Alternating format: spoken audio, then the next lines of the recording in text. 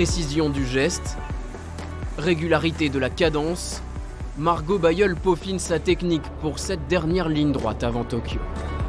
Au programme de l'entraînement, exercice d'habileté avec les rames. Main retournée jusqu'à la finish. C'est des exercices de relâchement, de dextérité et puis de se sentir bien dans sa coque.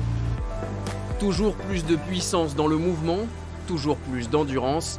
Avec les JO en ligne de mire, l'athlète a une motivation supplémentaire pour se dépasser. Là, on est vraiment proche du but, donc on sait pourquoi on s'entraîne, on sait pourquoi on a envie.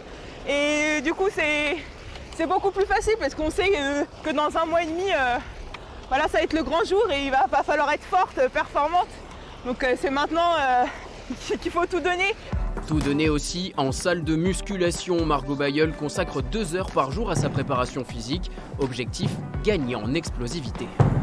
C'est comme si on apportait les rames jusqu'au corps. Vraiment là on fait que les bras, on ne s'occupe pas du tronc ni des jambes, donc c'est plus dur.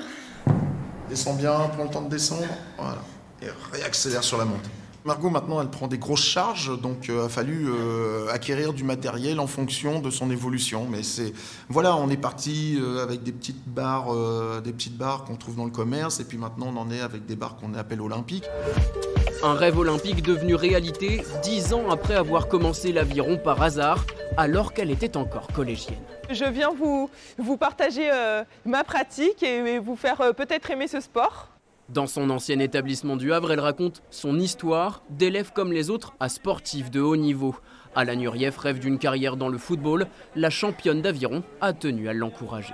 Quand je vois qu'il est aussi passionné dans son sport et qu'il a la capacité, c'est plaisant et il faut y croire. Et c'est quelque chose, il faut y croire maintenant pour être performant plus loin et c'est comme ça qu'on grandit.